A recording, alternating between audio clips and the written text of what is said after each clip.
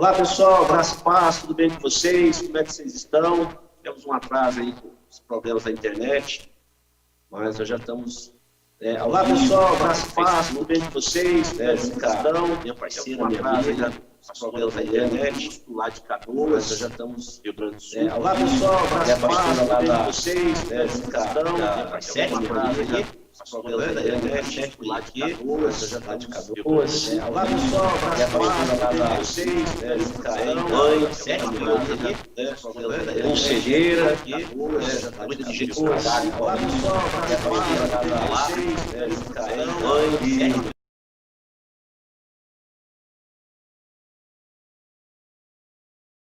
nós vamos estar trabalhando esse assunto, né, do conceito da homossexualidade, desfragmentação familiar, que é até a área de trabalho da Daiane. Nós vamos estar trabalhando formado nessa área, esse assunto, do conceito da homossexualidade, desfragmentação familiar, que é até a área de gente, assim, fora do nós vamos estar trabalhando nessa área, experiência, a sua experiência na área, já participou de programas de televisão, gente, assim, fora do experiência na área, já participou feliz, né, televisão, o mais fácil é dentro da área, experiência, dá pra gente entender na área, já participou feliz, né, televisão, o mais fácil é deixar você ver, dá pra gente entender na área, já participou feliz, né, televisão, o mais fácil é deixar você ver,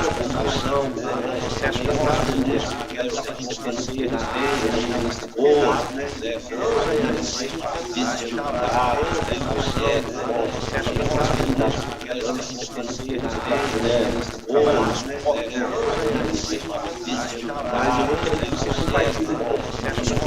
dessas experiências, você tem alinhado a questão da ciência, dessas experiências, você tem alinhado e também a ciência social, né? Eu sou pastor, sou teólogo, a gente tem algumas formações paralelas e a gente tem vivido muito isso. E a primeira pergunta que eu quero já lançar aí para você desenvolver conosco, é como que você tem chegado aí no seu consultório, né? Nesses tempos aí que fechou tudo, né? Parece que agora o Rio Grande do Sul também entrou em bandeira vermelha de novo. Fechou tudo, né? Nesses meses, esses 10 meses que nós estamos caminhando aí, esses processos de limites, né? De pandemia e tal. O que tem chegado até você? Qual é o tipo de pepino, de abacaxi que tem caído aí no seu colo para você descascar? Boa tarde, Dai, seja bem-vindo. Boa tarde, um prazer estar aqui com vocês. Então, nesse tempo de pandemia, assim, tem vindo um outro tipo de público para mim. Antes as pessoas chegavam com algumas demandas, com um tipo de problemática. E agora as pessoas, teoricamente, estão surtando mesmo. Por quê? Porque as famílias começaram a conviver juntas, né? Antes elas conviviam alguns períodos, alguns momentos. E agora elas estão 24 horas por dia juntas. Então tem muitas mães surtando mesmo, filhos não aguentando mais. Então está acontecendo surtos psicóticos mesmo. E, assim, inicialmente, né, o consultório foi fechado, depois eu comecei a atender online e agora já está como antes, assim, até a demanda está maior. E, assim, está vindo um público que não está conseguindo realmente saber as suas emoções, o equilíbrio de nada, está completamente perdidos. Os pais não estão conseguindo mais ter conexão realmente com os filhos, somente querendo trabalhar comportamento, coisas desse tipo assim. Então, estão muito perdidos e estão procurando ajuda para manter esse equilíbrio. Entendi.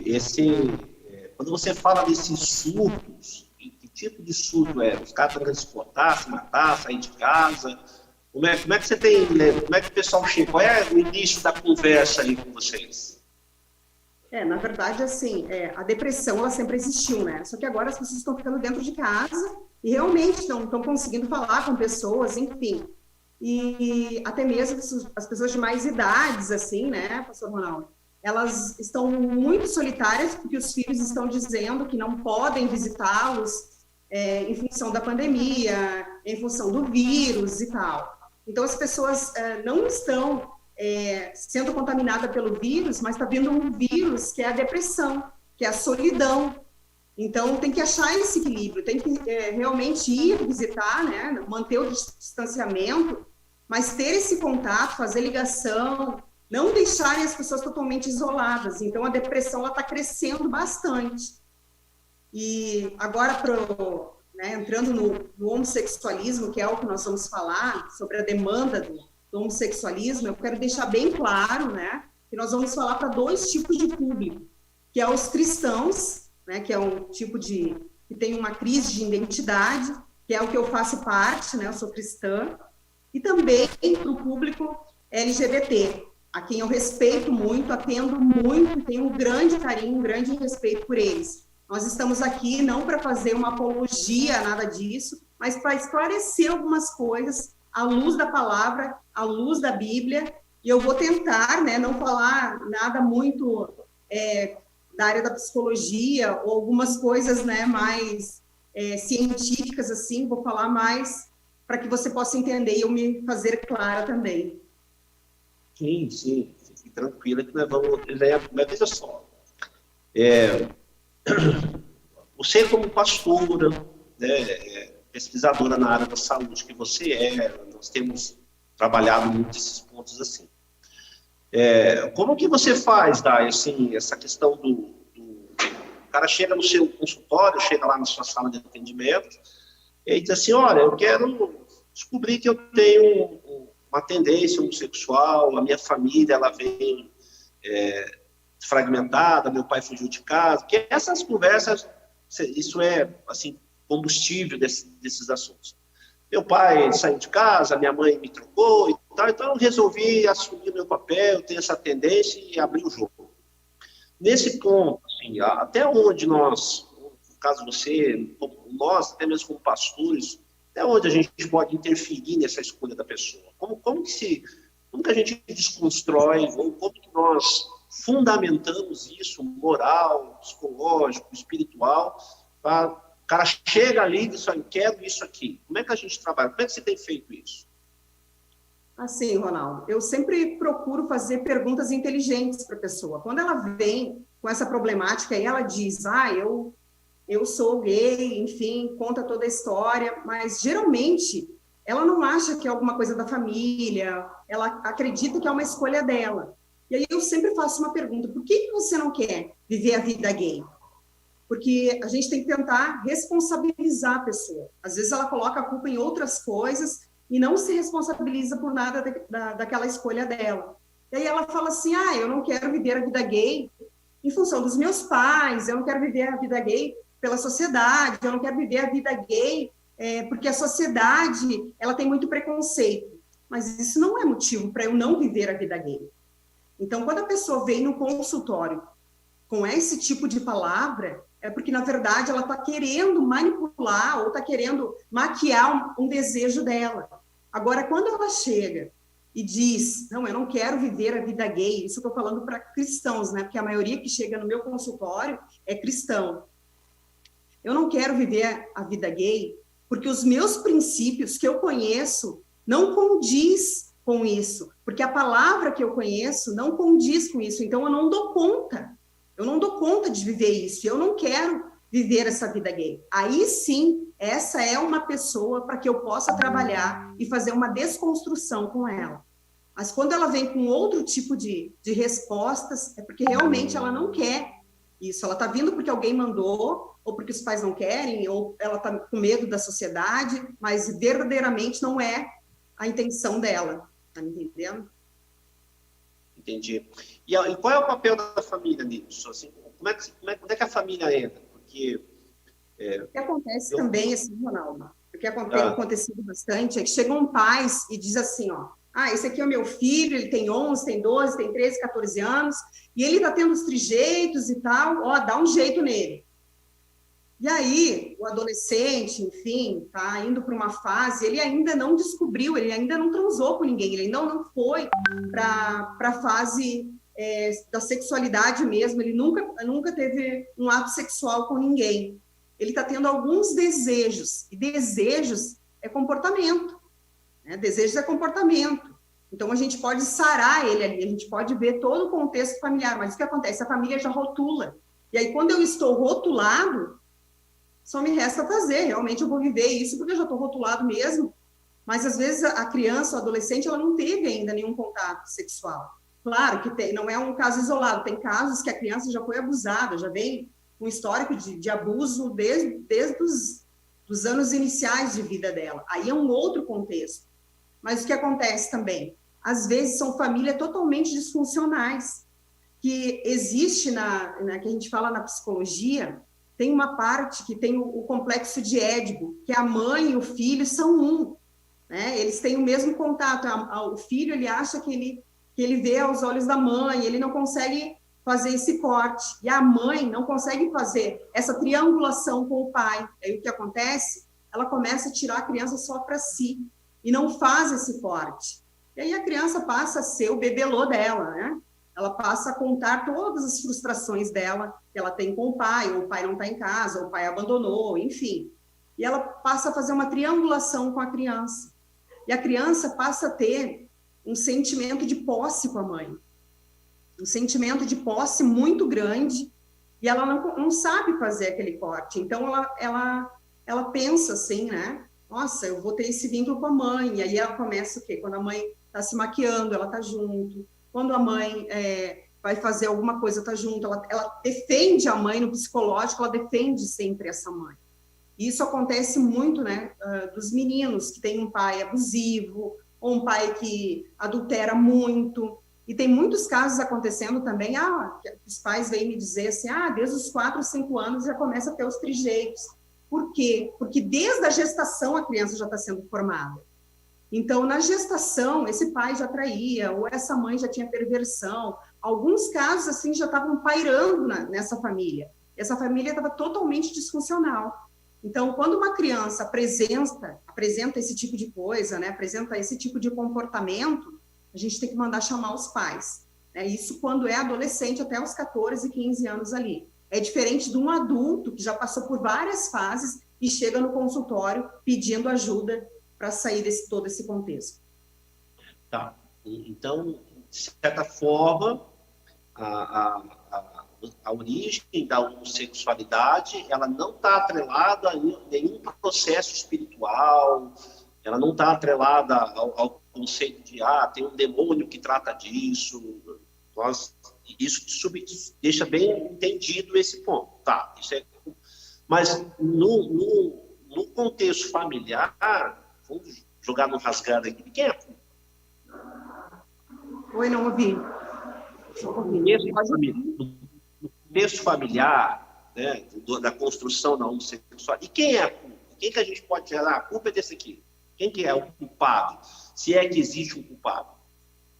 É que assim, a gente colocar só no culpado, né, tem que ter todo um histórico, né, familiar, mas geralmente é a família que está fadada ao fracasso. Né? Geralmente vai na família, mas não tem como dizer só no pai ou só na mãe.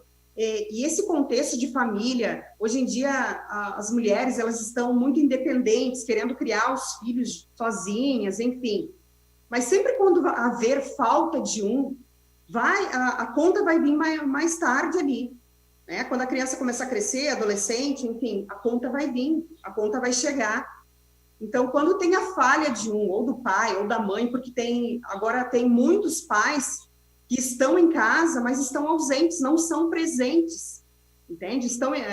Contribui na área financeira, contribui para alimentação, para outro tipo de coisa, educação, botam nas melhores escolas, mas a presença física, o amor, o afeto, o conversar, as famílias estão se dissipando cada dia mais.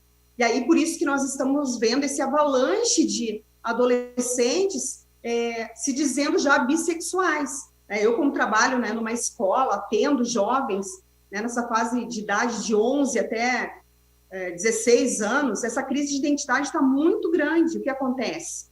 Eles estão querendo experimentar, e as escolas muitas escolas, né, estão muito volúveis a isso.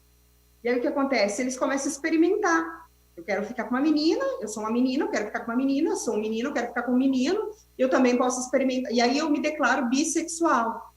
E agora está vindo uma terceira, né? Que são os pan, né? Os pansexual. Já ouviu falar, né, Ronaldo? O que é um pansexual? O pansexual, na verdade, ele gosta de menino, de menina, ele gosta de animais, tudo que ele puder colocar, né, na área sexual, para o desleixo ali sexual, ele convida. Então, o pansexual é qualquer pessoa que quiser fazer sexo com ele, né, pode ser qualquer tipo, de raça, cor, animal, ele vai incluir ali. Então, se você perguntar, né, eu fui numa dinâmica de jovens agora há pouco tempo, numa igreja tradicional, e eu perguntei para eles, você sabe o que é pansexual? Tinha mais ou menos umas 100 pessoas, 90 pessoas sabiam o que era. Então, a gente tem que estar sempre bem atualizado, né? Porque está vindo muita coisa aí e a gente tem que estar se atualizando. E a igreja antes, pastor Ronaldo, o que ela dizia? Ela dizia que era demônio. Então, o que ela fazia? Chegava um homossexual na igreja, ela começava a expulsar demônio, expulsava, fazia exorcismo. E o que acontecia? A pessoa ficava até com vergonha e acabava vazando. Não é isso que eu quero, não quero isso para mim. E acabava ainda ficando com uma revolta da igreja. E é o que acontece. Muitas vezes também a igreja não se acordou, ela não se capacita para isso. E acaba ainda falando que é demônio, falando que alguma coisa da pessoa mesma, ela que quis isso, e não estuda todo o contexto familiar, né? Todo o sistema, né? A terapia sistêmica familiar, não estuda todo o sistema da pessoa. E aí o que acontece? Não acaba curando, tirando ela daquele contexto ali. E outra coisa também, que eu me incluo nisso como igreja, que nós fazíamos muito, achar que o homossexual ele tem um pecado maior do que o hétero, né? E quando Jesus ele entra numa vida, ele transforma aquela vida, porque quando a gente não tem Jesus, a gente está morto, né? E quando a gente está morto, o que precisa? A gente precisa ser enterrado. E para que isso seja enterrado, ele zera tudo. Jesus chega e ele faz tudo novo. Isso não é para o homossexual somente. É para o hétero, é para todos nós. Nós precisamos o quê? Nascer de novo. E o nascer de novo não é que as coisas velhas se passaram e tudo se fez novo, não. Eu tenho que aprender tudo novo, como uma criança. Tem lá o Benjamin, não tem que ensinar ele a comer, né? Depois ele vai começar a andar, falar as primeiras palavras. E isso nós temos que fazer com o homossexual. O que acontece? As igrejas não estão preparadas para receber ele. Aí o que fazem? Só expulsa o demônio, e aí quando ele vem com uma problemática, eu estou sentindo desejo para uma pessoa do mesmo sexo, eu continuo sentindo esse desejo. E que a pessoa diz, vamos orar, mas não chama ele para perto, não ensina ele, não pega um homem, né, que faz ele ter identidade masculina. Então nós precisamos firmar essa identidade, ressignificar toda a vida dele novamente. E é isso que todas as pessoas precisam ter. Entendi. Então, como que você lida, então, com esse conflito dentro de um consultório? Você sendo a pastora da igreja, a mãe, né? Você tem aí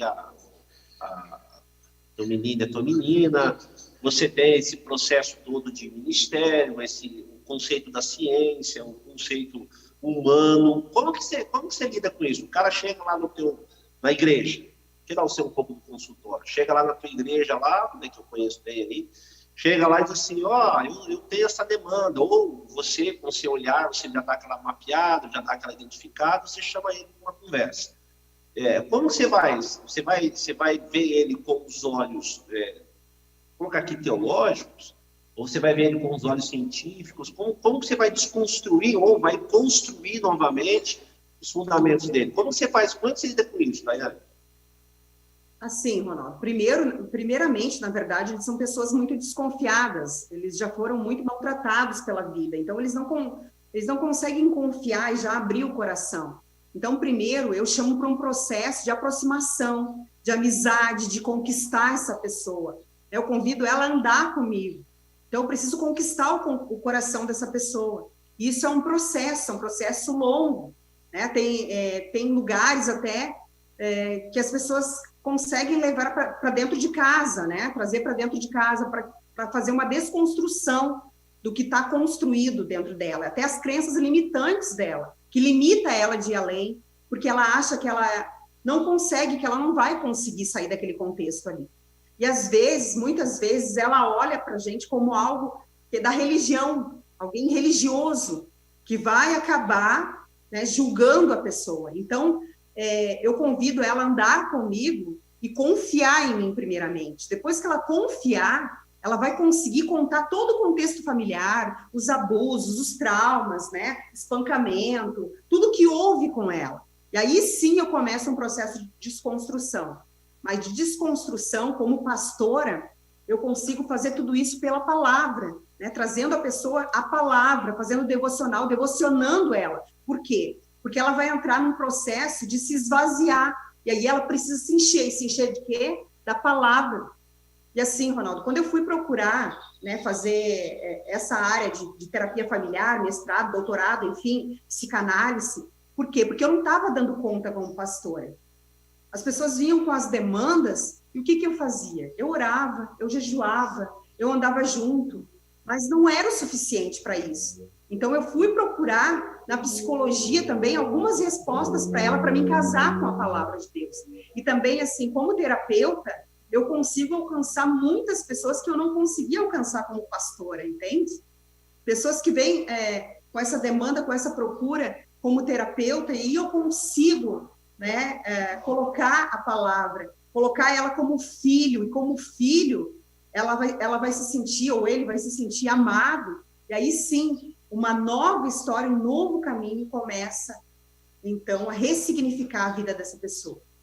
Entendi. Então, é possível, então, a ciência e a fé caminharem junto na reconstrução desses abusos cometidos. Então, por que tem essa briga tão forte entre a ciência e a religião, né? Eu falo até por experiência, os psiquiatras, né, querem receitar, tem remédio para a homossexualidade? É uma pergunta, já me responde. Tem um remédio para a homossexualidade? Tem um remédio para um abuso sistemático? Aí, os psicólogos, né, vão colocar você lá na cadeira por 50 minutos e vão falar o que você entende disso, como é que você vê, como você se vê e tal. Os terapeutas, né, que é o seu caso, né, vai trabalhar, olha, vamos ver aqui como é que funciona e tal. Por que tem, então, essa divisão, essa guerra? Onde é que está o erro? Porque a homossexualidade não tem demônio, então não é conceito de fé nesse ponto. Ela tem uma desconstrução familiar, comportamento. Né? Existe remédio psiquiátrico para isso? Qual o tratamento eficaz para esse tipo de processo? Assim, não existe medicação, né? Na verdade, não existe medicação nem para depressão, não existe medicação para suicídio. Existe, na verdade, os filhos que estão fora da casa do pai. Pessoas que não sabem quem são, com crise de identidade, que foi construído isso desde o início, né? Das falas, desde o início se você constrói uma criança dizendo para ela que ela não vai conseguir, que ela não vai ser ninguém, que ela vai ser um adulto falido. Uma pessoa, né, já é uma pessoa já declarada, né, que não vai conseguir. Por quê? Porque foi construído isso a ela, já tem uma guerra dentro dela, uma guerra declarada dentro dela.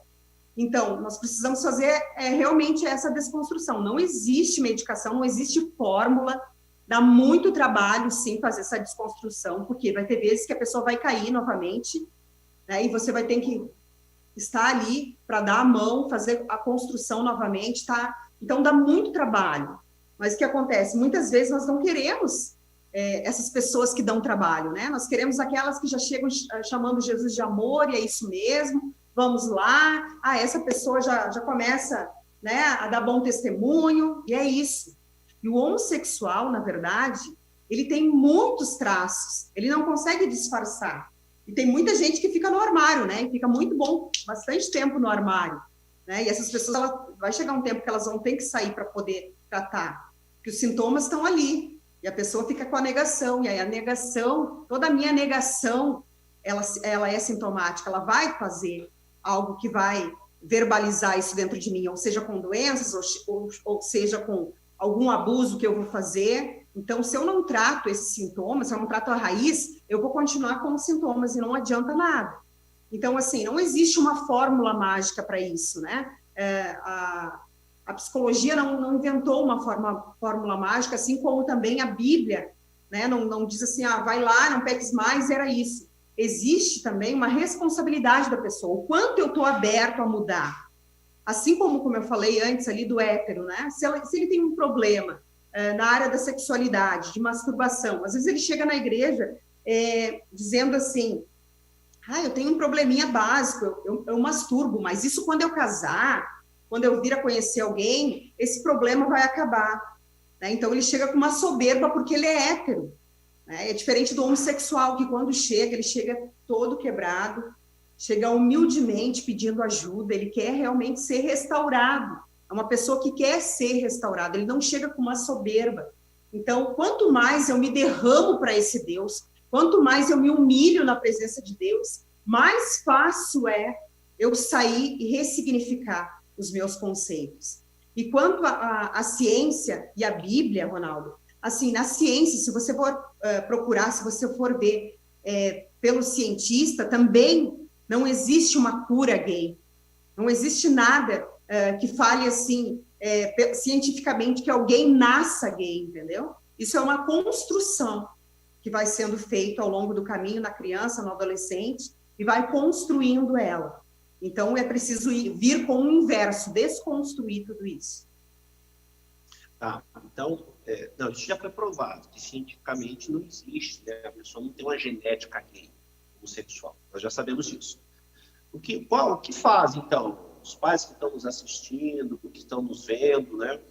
O jovem ali, chega ali com 13, 14, e ele, de repente, fala, eu quero ser homossexual, quero ser lésbica, quero caminhar nesses caminhos, né? Assim, o menino chega e fala isso para o pai ou para a mãe. Como você arruma essa bagunça aí quando chega lá na sua mesa, na igreja, pastora Daiane e tal, meu filho falou isso, como é que eu faço? Por onde você começa? Qual o conselho que você dá para essa turma aí?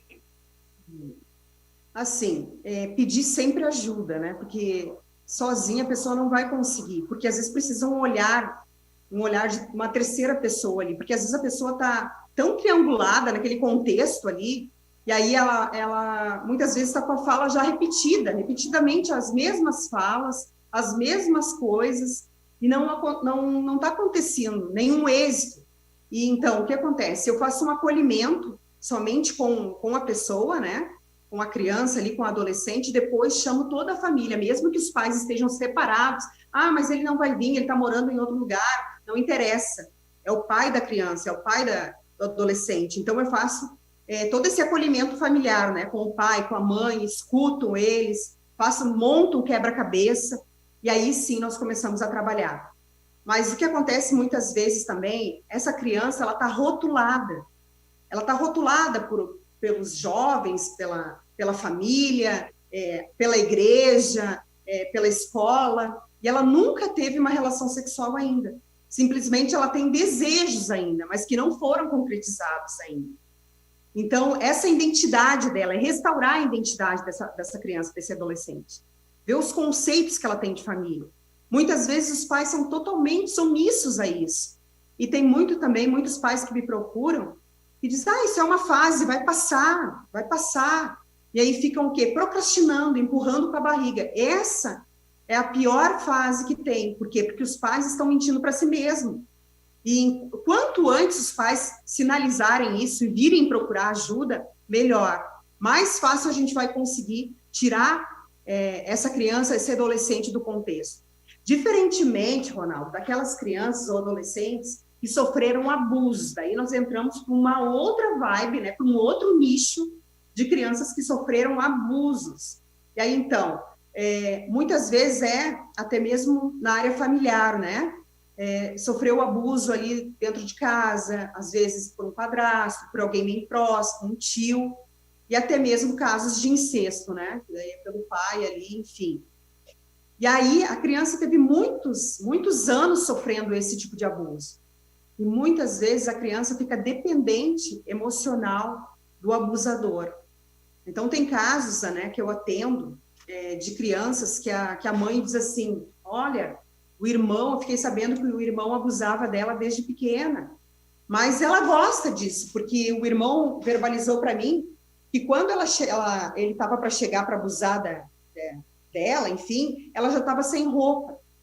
Mas o que acontece na mente da pessoa que é abusada?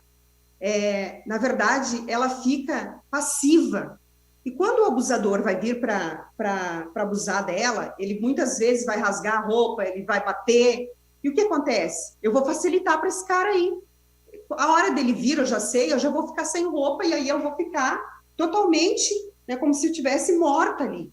E aí o que elas verbalizam para mim? Que elas vão para outra dimensão no pensamento. Começam a ficar o quê? Como se eu estivesse morta ali. E aí eu fantasio, eu vou para um outro mundo de fantasia. Eu não estou ali naquele lugar. Eu vou para uma outra dimensão. Então, uma pessoa que não tem entendimento acha o quê? Que como ela tirou a roupa ou ela já estava ali preparada, esperando, é que ela estava se oferecendo ou que ela estava gostando daquele contexto. E tem outros casos também, Ronaldo, que a criança, o adolescente passa a se apaixonar, né, por essa pessoa. E acaba ficando dependente emocional e, às vezes, implorando para que aconteça o ato sexual com ela. Ela fica tamanha dependência que ela acaba pedindo para que esse ato sexual aconteça, né? E acaba ficando viciado nessa área sexual. E aí, então, esse é um outro tipo de homossexualismo. Né?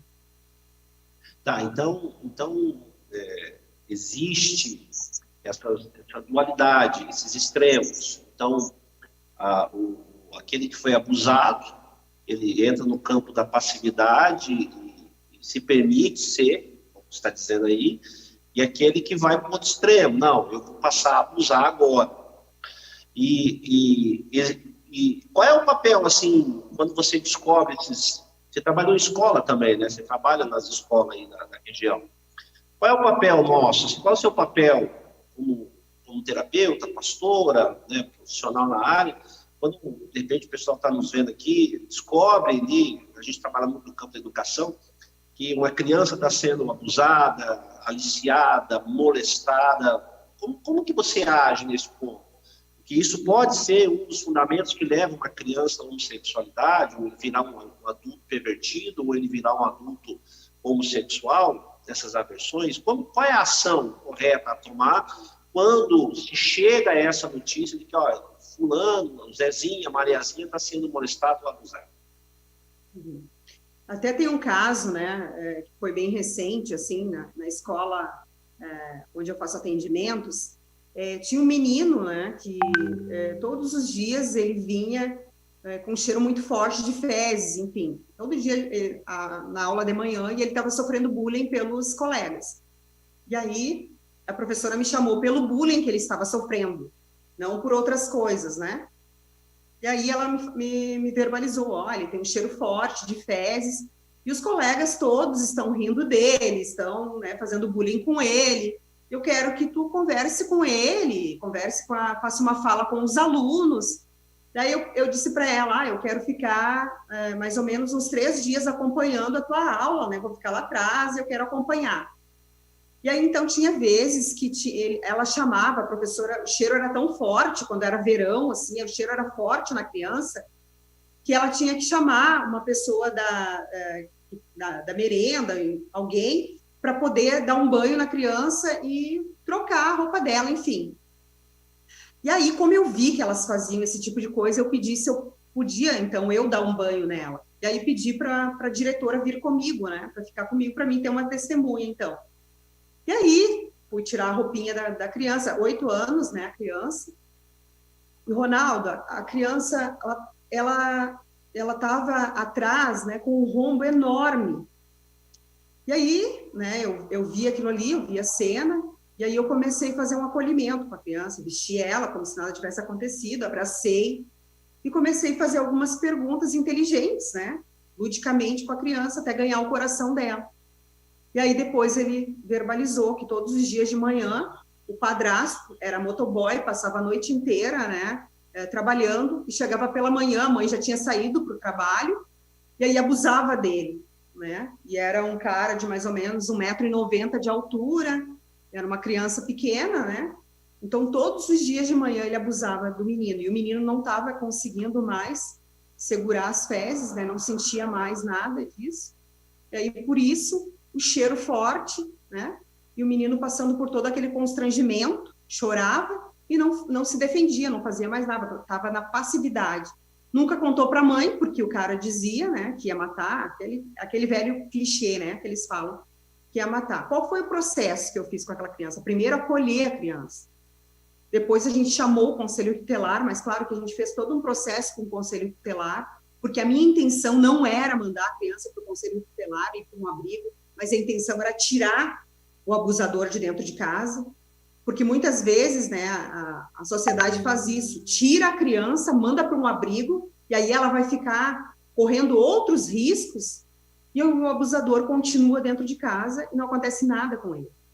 Então, a gente conseguiu fazer esse processo, tiramos o abusador de dentro de casa, chamamos a mãe, mas claro que tudo isso tem muitos casos, tem mães que já sabem o que está acontecendo, né, e se fingem, enfim, né, que não está acontecendo nada, ou que está tudo bem, ou até mesmo oferecem a criança. Então, eu dou aula numa periferia, né, eu trabalho com crianças de periferia. Então, muitos os relatos que a gente vê lá. Mas, nesse caso, a gente teve êxito, porque a mãe acolheu isso, a mãe quis ir além, e aí o cara, realmente, conseguimos que ele fosse para a prisão e conseguimos fazer todo um contexto, mas a gente teve que tirar a criança também daquele vínculo ali familiar, né? A mãe teve que ir para um outro lugar. Então, eu acredito que nós, como cristãos, né, que somos, nós somos inseridos em alguns lugares para realmente fazer a diferença. Então, o cristianismo não é baseado só numa igreja, de estar dentro de uma igreja, de 4 paredes, mas onde nós somos inseridos, né? Se você é da área da medicina, você pode ser usado lá. Se você é da área da enfermagem, você pode ser usado lá. Se você é da área da engenharia, você pode ser usado lá. Então, eu acredito que essa área, né, que Deus me colocou, me proporcionou a fazer, para que eu possa ajudar outras pessoas e tirar desse contexto. E essa criança, com certeza, se não tivesse esse olhar, a criança estaria passando por todas essas necessidades ainda. Bullying, sendo abusada, e eu acredito, pela inflamação que estava, que essa criança não ia durar muito tempo, né? Ia ser cometida a um óbito. Então, todo o contexto que você for inserido, você pode sim fazer a diferença, se você souber a sua identidade, se você souber quem você é, né, em Deus, você pode fazer essa diferença onde você está sendo inserido, no contexto que você está sendo inserido. Então, acontece muitas demandas, mas sempre é o acolhimento à criança. Aí depois você faz o chamamento, né, da família, para você entender todo o contexto familiar, para você entender as bases, o que aquela criança foi exposta, quais as crenças limitantes que estão dentro dela. E aí você faz uma desconstrução, mas só que mais demorada, né, Ronaldo? Porque ela não crê, ela não crê em Deus, ela não crê, não coloca Deus como centro da vida dela. Então, você tem que fazer todo um outro tipo de trabalho para que a criança consiga entender quem ela é, resgatar essa identidade dela, e aí sim, inserir Cristo nela, porque só Cristo pode tirar ela desse contexto. Sim. O trabalho, como você diz, tecnicamente, é a formação familiar que os pais vão dando, né? É essa base familiar, né? Olha, você é meu filho e tudo mais. Muito bom. Tem uma turma aqui de vários ministérios lá nos assistindo, né? Quero mandar um abraço para todos vocês aí,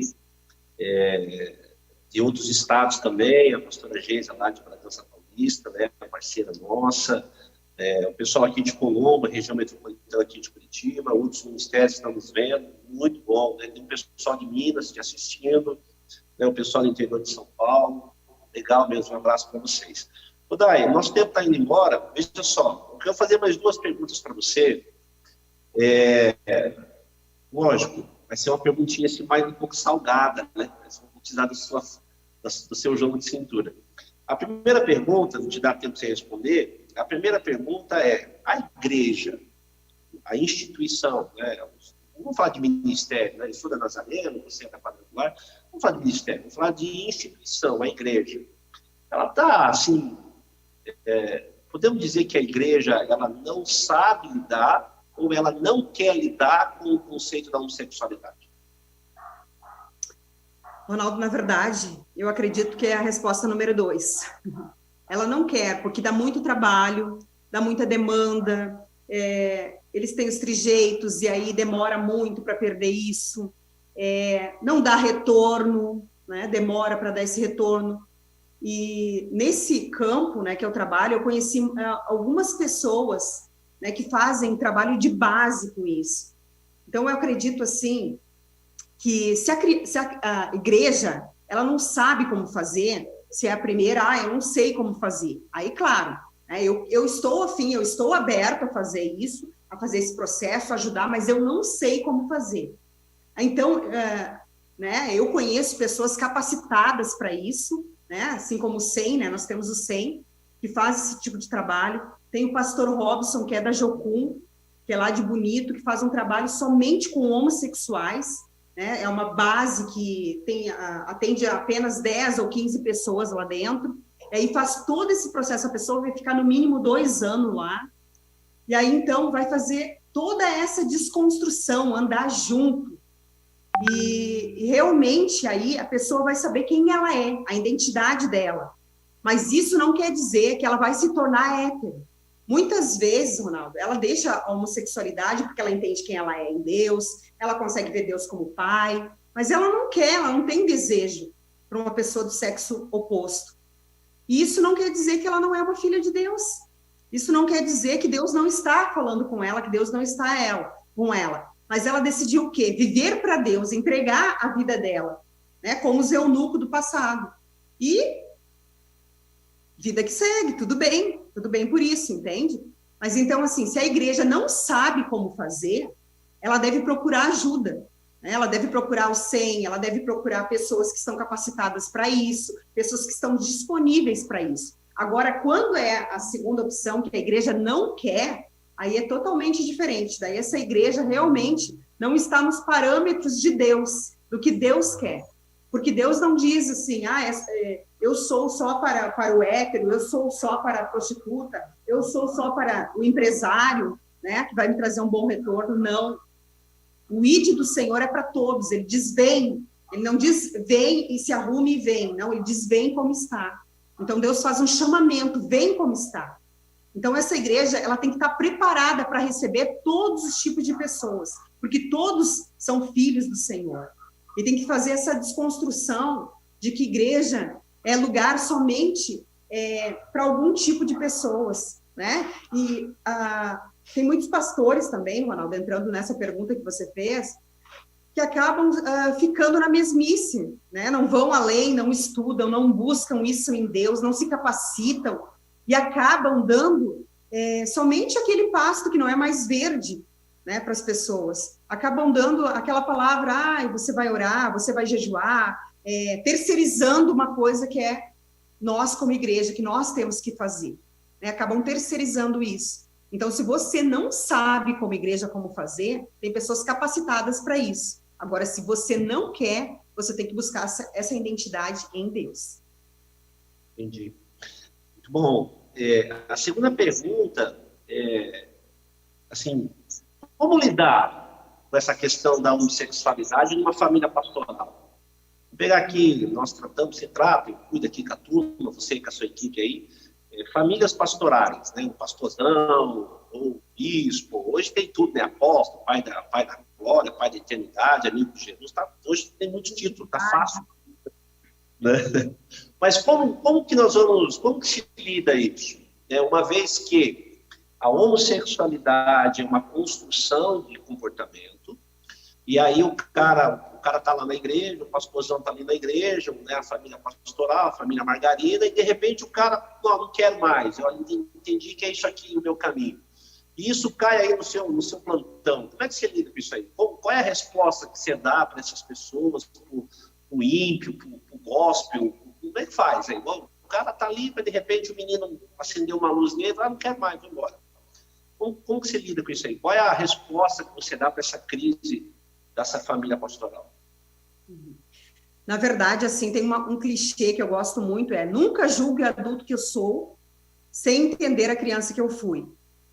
E assim, essa construção, ela vem desde criança. Inclusive, eu atendo bastante filhos de pastor. Na verdade, sofrem muito, né? Muito mais do que os adultos, do que os pastores, enfim. A criança, ela vivencia, né, todos os traumas dos pais, todas as coisas que foram, todas as demandas que são faladas. Então, a criança, ela está ali. E outra coisa, a criança, muitas vezes, não tem maturidade para entender abandonos de pessoas que estão, né, decidiram ir para outra igreja, se rebelaram, ou simplesmente decidiram ir para outro lugar. E a criança, ela tem um apego pelas pessoas. E aí, o que acontece? A criança acaba não entendendo, né, o porquê que aquela pessoa foi embora, o porquê que tantas pessoas vão embora. E aí, quando os pais não conseguem encher, né, esse vaso da criança, encher com amor, ou saber as falas, né, que devem ser faladas dentro de casa, a criança ela entra em vários conflitos. E muitas vezes os pastores, eu me incluo nisso também, tem essa demanda de querer dar conta de tudo, né? A gente acha que a gente dá conta de tudo, a gente vai lá, a gente vai na casa, a gente visita, a gente ora, a gente está sempre disposto a fazer alguma coisa. E muitas vezes não dão como prioridade os filhos. É porque nosso primeiro ministério é a nossa família, é os nossos filhos. E aí, muitas vezes, né, tem uma criança que é filha de pastor que eu atendo, né, que é adolescente, ela foi abusada dentro de casa, né, dentro da própria casa, por uma pessoa que veio fazer campanha na igreja dos pais. Então, o olhar muito omisso dos pais, entende? Nós temos que fazer com que nossos filhos andem junto, mas nesse amor, sabendo que a criança tem várias fases, vários ciclos que ela vai passar, mas que ela não tem a mesma mentalidade que um adulto tem, a mesma mentalidade. E às vezes o que faz? Aquele triangular ali, né? Você viu como o fulano nos abandonou, que ele foi embora, você viu como uma pessoa ingrata, daí o que a criança, né? Ela se cria pensando que todas as pessoas são ingratas, que todas as pessoas vão abandonar. E fazem aquilo, né, de estar apagando incêndio, né, do que é urgente, somente do que é urgente, e não dando conta do que é importante. O que é importante? É a família, é esse olhar para a família. E muitas vezes a criança fica ali jogada, vai em todos os cultos, por quê? Porque fica um ativismo, uma religiosidade, vai em tudo quanto é culto, tudo quanto é coisa da igreja vai. E às vezes esses pais não vão, né? A criança vai apresentar algo para ele no dia dos pais, eu não posso porque tem culto, eu não posso porque tem uma apresentação na igreja, eu não posso porque eu tenho que fazer uma visita. E aí acabam terceirizando essa criança. E aí o que acontece é esse tipo de coisa, de homossexualismo que está crescendo inumeramente e está vindo já muitos no consultório, filho de pastor. E aí você vai escutar realmente essa área mais emocional. Né? Meu pai não me dava atenção, a minha mãe, às vezes, ficava dando conta, meu pai era agressivo, né? Meu pai, muitas vezes, era muito bonzinho no púlpito, mas chegava em casa, batia na minha mãe, traía a minha mãe. Teve um caso de uma adolescente, né, que me contou, enfim, que o pai dizia que ia fazer uma visita para uma irmã. Na verdade, ele era amante da irmã, né?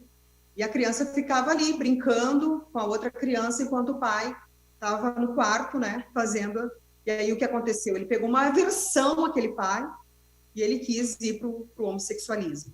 Então, tem crescido muito isso. Né? O que eu falo para esses pastores, né? Para ter um olhar para os seus filhos, para realmente viver um evangelho de verdade, fazendo aqueles cultos caseiros, implantando o reino dentro da sua própria casa. Entendi. Só o pessoal está pedindo para você repetir aqui aquela frase bonita lá, nunca julgue, repete para nós. Nunca julgue o adulto que eu sou né, sem entender a criança que eu fui. Certo. Então, para encerrar nossa conversa, Dai, como é que faz para o povo te achar? Eu quero trazer a Daiane para falar aqui para mim, me atender. Você está viajando, não está? Claro, porque não pode, né? Mas está viajando, Instagram, Face, e-mail, telefone. Como é que faz para a rapaziada, a mulherada que contratar você, chamar para tomar um café, contar, né? Não sei se pode dar seu telefone, não pode. Eu sei que você tem a agenda um pouco apertada. Como é que faz para a turma achar você, Daiane? Vai lá. Então, né, eu tenho um Instagram, Daiane Justo, né, e tem também uma página no Face, que é Terapeuta Daiane Justo.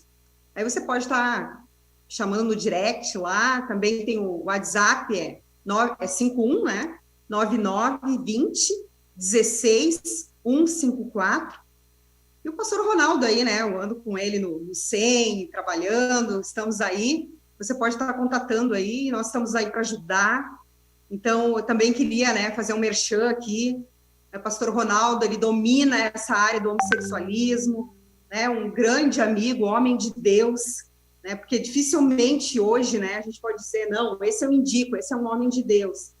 E ele nos conhece há bastante tempo, sabe que eu e meu esposo, a gente não coloca qualquer pessoa aqui no altar da igreja, e ele a gente confia.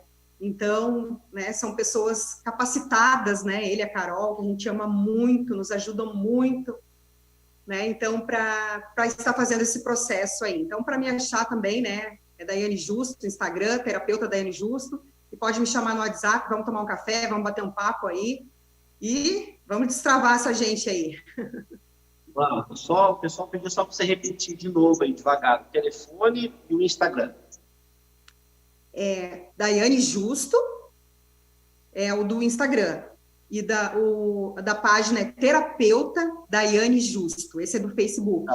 O telefone, o WhatsApp, que você pode estar me chamando, qualquer horário, né? Qualquer dia, qualquer horário, é 51 9920 16 154. 51 9920 16 154. Legal. Ai, depois que eu conheci o pastor Ronaldo, eu fui até na Rede Globo, na Fátima Bernardes. Olha lá no YouTube. Bota lá Daiane Justo, você vai ver.